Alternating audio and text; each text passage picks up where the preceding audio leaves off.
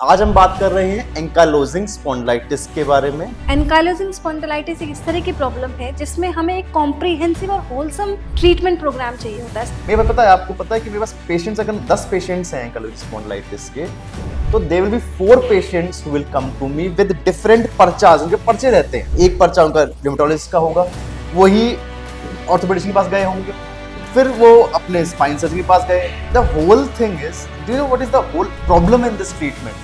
Problem is कि उनमें से कोई भी डॉक्टर या कोई भी थेरेपिस्ट गलत नहीं है। Doctor Dhruv, how would someone know कि उसको एनकाइलोजिंग स्पॉन्डिलाइटिस है? रेस्ट मिला था बॉडी को पूरी रात, सुबह उठ सो के उठा, बॉडी अकड़ जाएगी। 2 इंपॉर्टेंट जॉइंट्स इस बीमारी में इन्वॉल्व होते हैं और आपके टिप ऑफ फिंगर के बीच में और फ्लोर के बीच में 5 सेंटीमीटर से ज्यादा का गैप रह जाता है। किसी को पॉजिटिव आया तो कहेगा मेरे तो घर में किसी को नहीं थी, मेरे दादा को भी किसी को नहीं थी, मेरे तो किसी को भी नहीं थी, मेरे को कैसे हो? You may be HLA-B27 positive with no symptoms. बहुत लोग होते हैं जिनके अंदर फादर को एंकालोजिंग स्पॉन्डिलाइटिस था, बेटे ने सोचा कि उसको भी होगा, उसने जेनेटिक टेस्ट करवाया, HLA-B27 उसका पॉजिटिव आया, कोई सिम्टम नहीं था। From no symptoms to mild symptoms to moderate to severe symptoms. Okay doctor Dhruv, see कोई एनकाइलोजिंग स्पॉन्डिलाइटिस का HLA-B27 से एसोसिएशन हो गया, देन डायग्नोज भी हो गया, then how do you treat it? आज हम बात कर रहे हैं एंकालोजिंग स्पॉन्डिलाइटिस के बारे में। ये बहुत अच्छी अपॉर्चुनिटी है क्योंकि हमारे साथ लक्ष्मी मैम है, वो सीनियर फिजियोथेरेपिस्ट और पिलाटेस ट्रेनर भी हैं और काफ़ी एक्सपीरियंस्ड हैं। हम लोग अपने ऑडियंस से बहुत दिन से बात कर रहे हैं कि we are introducing something new, step by spine care protocol के नाम से। I think to start with this, ankylosing spondylitis is a very genuine disease which actually requires a step-wise care. Don't you think so? Yes, doctor Dhruv, ankylosing spondylitis एक इस तरह की problem है जिसमें हमें एक कॉम्प्रिहेंसिव और होलसम ट्रीटमेंट प्रोग्राम चाहिए होता है, starting from a spinal surgeon, physiotherapist, pilates expert, एक yoga therapist, psychological counselling, psychologist, nutritionist and many more. मैं यही कह रहा था कि लोगों के क्वेरीज आ रहे थे कि what is this step by spine care protocol. The basic concept of this is कि कुछ ऐसी डिजीज हैं स्पाइन की और जॉइंट्स की भी ऐसी डिजीज हैं जिसके अंदर केवल एक स्पाइन सर्जन या केवल एक ऑर्थोपेडिशियन या केवल एक फिजियोथेरेपिस्ट या फिटनेस एक्सपर्ट उसका ट्रीटमेंट नहीं कर सकता। मेरे पास पता है, आपको पता है कि मेरे पास पेशेंट्स, अगर 10 पेशेंट्स हैं एंकालोजिंग स्पॉन्डिलाइटिस के, तो there will be 4 patients who will come to me with different पर्चाज। उनके पर्चे रहते हैं, एक पर्चा उनका रिमेटोलॉजिस्ट का होगा, वही ऑर्थोपेडिस्ट के पास गए होंगे, फिर वो अपने स्पाइन सर्जन के पास गए, फिजियोथेरेपिस्ट के पास गए। The whole thing is, do you know what is the whole problem in this treatment? Problem is कि उनमें से कोई भी डॉक्टर या कोई भी थेरेपिस्ट गलत नहीं है, लेकिन पेशेंट को क्या चाहिए? समथिंग इन वन रूफ जो सारे ट्रीटमेंट्स मिल जाए, and that is what we are trying to provide in step by spine care protocol, a treatment that involves a surgeon, a spine surgeon, an orthopedician, a psychologist, physiotherapist, fitness expert, a nutritionist। इस तरह के बहुत सारी जो specialities हैं जो एक particular बीमारी के लिए चाहिए और सिंगल हैंडेडली कोई भी स्पेशलिटी उसको हैंडल नहीं कर सकती। This is what is step by spine care protocol, जिसके अंदर हम इन सबको मिला के we first diagnose the disease and then provide the proper treatment. तो ये है, let's talk about ankylosing spondylitis, जिसके अंदर एक step by spine care protocol की बहुत इफेक्टिवली उसको ट्रीट कर सकते हैं। Doctor Dhruv, how would someone know कि उसको एनकाइलोजिंग स्पॉन्डिलाइटिस है? वेरी इंपॉर्टेंट, देखो एंकालोजिंग स्पॉन्डिलाइटिस एक ऐसी बीमारी नहीं है जो कोई मिस करने वाली बीमारी नहीं है। ये कोई ऐसा दर्द नहीं है कि आज मुझे दर्द हो गया था, ये सामान दर्द। It is not like that, it is a inflammatory disease. Classically अगर किसी को एंकालोजिंग स्पॉन्डिलाइटिस है, so that patient will have morning stiffness. Morning stiffness मतलब सो के उठा, रेस्ट मिला था बॉडी को पूरी रात, सुबह उठ सो के उठा, बॉडी अकड़ जाएगी, स्पेसिफिकली इन एरियाज में, लो बैक में और हिप्स में। इंसान कहेगा कि मेरे को अकड़न है, मुझे सुबह सुबह अकड़न रहती है शरीर में, जो मुझे बेड से उठने नहीं देगी, मुझे आलस आएगा। जैसे ही मैं हिम्मत करके उठूंगा, चलूंगा, फिरूंगा, within 1 hour I will be normal और थ्रू आउट द डे वो नॉर्मल रहेगा, पूरे दिन उसको दर्द नहीं होगा। फिर वो सोएगा, सुबह उठ के फिर द साइकिल रिपीट्स इटसेल्फ। अगर मैं बताऊं, कैरेक्टरिस्टिकली 2 इंपॉर्टेंट जॉइंट्स इस बीमारी में इन्वॉल्व होते हैं, वो होते हैं सेक्रोइलियक जॉइंट्स और हिप जॉइंट। अगर बताऊं तो पेशेंट कहेगा कि मुझे यहां दर्द होता है, दिस एरिया, लो बैक का ये वाला एरिया, मतलब सेंटर से करीब 1-1.5 इंच उसको दर्द होता है। एक सिंपल सा टेस्ट होता है, मैं बताता हूं आपको, जिससे आप पहचान सकते हैं कि आपको एंकाइलोजिंग स्पॉन्डिलाइटिस है। अगर आपको मॉर्निंग स्टिफनेस है तो ये करके देखो, देन इट विल डायग्नोज कि आपको एंकाइलोजिंग स्पॉन्डिलाइटिस है clinically. And the simple test is कि आप खड़े होके बिना अपने घुटने को मोड़े हुए अपने टोस टच करके देखो। अगर आप टोस टच कर पा रहे हैं मतलब आपकी body is still flexible and you have less chances of having ankylosing spondylitis.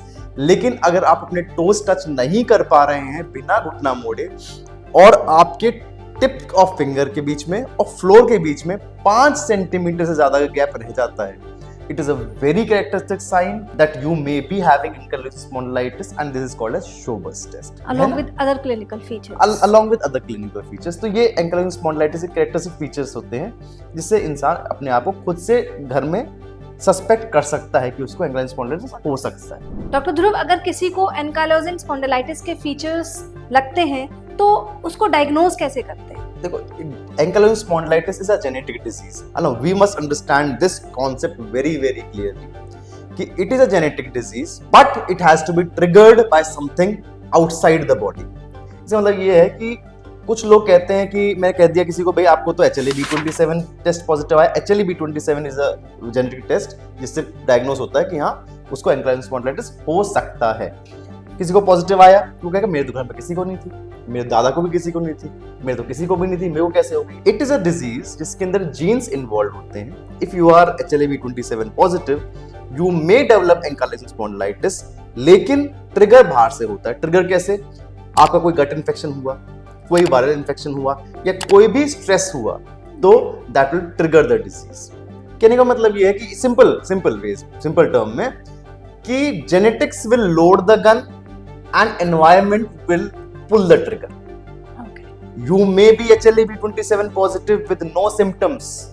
बहुत लोग होते हैं जिनके अंदर फादर को एंकाइलोजिंग स्पॉन्डिलाइटिस था, बेटे ने सोचा कि उसको भी होगा, उसने जेनेटिक टेस्ट करवाया, HLA-B27 उसका पॉजिटिव आया, कोई सिम्टम नहीं था। That is also possible. मतलब जेनेटिक्स है उसके अंदर लेकिन he is not presenting it.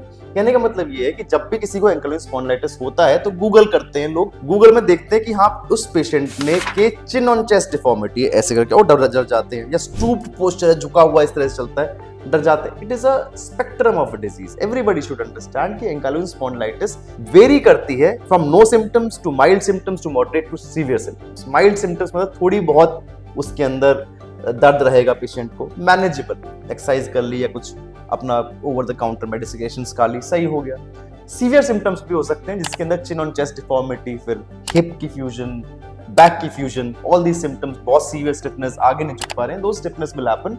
That is extreme form of the disease. लेकिन most of the patients will have a very simple and a mild form of disease जो बिना ही किसी intervention के, सर्जरी के मैनेज हो सकती है। ओके डॉक्टर ध्रुव, कोई एंकाइलोजिंग स्पॉन्डिलाइटिस का HLA-B27 से एसोसिएशन हो गया, देन डायग्नोज भी हो गया, then how do you treat it? Now this is something that I should be asking you, क्योंकि मेरे पास जो पेशेंट्स आते हैं ज्यादातर पेशेंट्स को कहते हैं कि मुझे बैक पेन है, मॉर्निंग स्टिफनेस रहती है। I just ask them hot PACS कर लो, गर्म सिकाई कर लिया करो, जेल लगा लिया करो, and refer to a physiotherapist और refer to a pilates trainer, refer to exercise expert. ज्यादा पेशेंट्स को आप ट्रीट करते हैं। Exactly doctor Dhruv, ankylosing spondylitis में फिजियोथेरेपी, मूवमेंट थेरेपी और पिलाटेस ये कॉर्नरस्टोन ऑफ द ट्रीटमेंट है। एक्चुअली एंकाइलोजिंग स्पॉन्डिलाइटिस में sooner or later deformities form होने का डर रहता है, तो डिफॉर्मिटीज करेक्शन एक इंपॉर्टेंट स्टेप है। देन पॉस्चरल करेक्शन, क्योंकि क्लासिकली स्टूप्ड पॉस्चर होने लगता है, पॉस्चरल करेक्शन के लिए कुछ एडवाइजेस होती हैं जिससे पेशेंट अपने पॉस्चर को इम्प्रूव कर सकता है। Then stretching exercises, general body muscles की स्ट्रेचिंग होती है। मॉइस्ट पैक से हमारे जॉइंट्स थोड़े से वार्म रहते हैं, सपल रहते हैं, सॉफ्ट रहते हैं और थोड़े कंफर्टेबल रहते हैं to do the exercises. Hydrotherapy full body के लिए, swimming they plays an important role. Full body का yoga asanas they are very important. कुछ पेन से अगर पेन रहता है बॉडी में तो electrotherapy plays a role. The major focus of the treatment is on the exercises. What I understand from this is कि देखो ankylosing spondylitis is a disease जिसके अंदर बॉडी की टेंडेंसी है स्टिफ होना। All your joints, all your ligaments, all your tendons, they are trying to get stiffer and stiffer day by day, and that is the cause of pain, and that will secondarily cause stiffness. तो हमारा M क्या है? Pain relief रहे उसको. Pain relief के लिए patient hot PACS. Most important thing is कि body stiff ना हो जाए, उसके लिए any form of exercise that encourages flexibility, any form of exercise that encourages stretching is very important, and they should be taken for your entire life. That वो आपकी lifestyle का part बन जाना चाहिए. ऐसे नहीं है कि लोग कहते हैं कि मैंने तो 10 दिन फिजियोथेरेपी करा लिया, and that is not the end of the story. No. Any form of exercise, and for me, any exercise which is stretching your whole body, especially your low back and hip, is a Pilates, is yoga, Yes. is swimming, dancing. ऐसी कोई भी exercise जिसके अंदर आपके सारे joints खुल रहे हैं, स्ट्रेच हो रहे हैं. Fitness program, exercise program will be a part of daily routine till the end. Breathing exercise is also very important. Breathing exercise is also very important. Core muscle strengthening is very important. Physiotherapy and exercises के साथ साथ patients को actually कई बार बहुत ज्यादा stiffness हो रही होती है, तो कई बार हमारा फिजियो ट्रीटमेंट उनके लिए अनकंफर्टेबल होने लगता है अगर बहुत ही सीवियर जॉइंट स्टिफनेस होती है. So what do you have to say about the medications and the surgical load? जैसे मैंने पहले था कि it varies from mild, moderate, severe ankylosing spondylitis के अंदर बॉडी की इतनी ज्यादा टेंडेंसी है to get stiff that normal exercises are not able to keep the joints flexible. तो उसमें क्या होता है कि हम लोग कुछ मेडिसिन होती हैं, basically it is an inflammatory disease, so medicine will be anti inflammatory medications. तो हमारा पूरा एक रेजिमेन हमारे पास है जो हम यूज करते हैं to keep the body's inflammatory response as low as possible. As low मतलब कि हम इसको कंटिन्यूसली देते हैं, and it can the treatment can go for months and years together. लेकिन अगर उससे भी इन्फ्लेमेशन कंट्रोल नहीं होती है and joint ultimately become stiff और पेशेंट की लोकोमोशन में, मूवमेंट्स में बहुत दिक्कत आ रही है, तो first thing that we may require for the patient is a total hip replacement, जो एक बहुत ही कॉमन हिप का प्रोसीजर है for ankylosis spondylitis patients. Very rarely required, मतलब परसेंटेजेस के अंदर may be 1 in 100 it may be required. Low back के लिए एंड फॉर अपर बैक, अगर किसी पेशेंट को बहुत ही ज्यादा सीवियर डिफॉर्मिटी है, which is 1 in a million may be, then we may require some form of osteotomy and a deformity correction procedure, which we are expert at. लेकिन the chances of any patient being diagnosed with ankylosing spondylitis requiring a surgery is very very less. तो मतलब आपको डरने की कोई बात नहीं है. अपने डॉक्टर से, अपने थेरेपिस्ट से कनेक्शन में रहिए, stay connected with them and take regular treatment as they are advised. What do you say about it? Yes, doctor Dhruv, patients आते हैं, पेशेंट को ये लगता है कि ये कैसी बीमारी हो गई, डॉक्टर ने या किसी ने बोला है कि ये तो कभी ठीक नहीं. तो इसके लिए तो मतलब साइकोलॉजिकल काउंसलिंग इसके लिए बहुत जरूरी है. I think problem solving approach ही इसके लिए एक मेन स्टे रहता है. देखो, कभी सही नहीं होगी. ऐसे तो हमारी जो है कई सारी बीमारियां हैं कि डायबिटीज, हाइपरटेंशन, थायराइड, जो कभी सही नहीं होती. इसका मतलब ये नहीं है they our life threatening. A person with these disease can live a normal life. जितनी लाइफ एक्सपेक्टेंसी हमारे आसपास के लोगों की है, सेम लाइफ एक्सपेक्टेंसी से हम रह सकते हैं. जस्ट दैट इस बीमारी के लिए हमें कंट्रोल रहना चाहिए और एक्सरसाइज करनी चाहिए. Exercise is not a drug, it is not a medicine.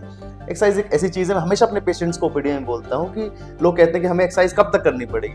भाई, एक्सरसाइज तो ऐसी चीज है जो खाने पीने की तरह, सांस की तरह पूरी जिंदगी भर करनी चाहिए. So this disease is reminding you कि you should stick to your exercise regimen. So you should feel happy about it कि आप दिस डिजीज की आप एक्सरसाइज तो करेंगे कम से कम. आई थिंक कि इसका early intervention of this problem, consistency with the treatment and problem solving approach. A problem solving approach, absolutely right. Problem solving approach is the thing which is the key to the success for treatment of this disease. ऐसे topics के बारे में, spine से related, joint से related, exercises से related, या फिर हमारा जो कंबाइंड प्रोटोकॉल है step by spine care protocol, इसके बारे में हम वीडियोस बनाते रहेंगे. अगर आपको ये वीडियोस अच्छी लगती हैं तो इनको लाइक करें, हमारे चैनल को सब्सक्राइब करें. कोई भी डाउट हो अगर आपको तो कमेंट्स में पूछ सकते हैं, और इस वीडियो को शेयर करें ज्यादा से ज्यादा लोगों के साथ जिसको आपको लगता है कि एंकाइलोसिस स्पॉन्डिलाइटिस या गठिया बाय या इवन बैक पेन की बीमारी. Thank you so much. Thank you.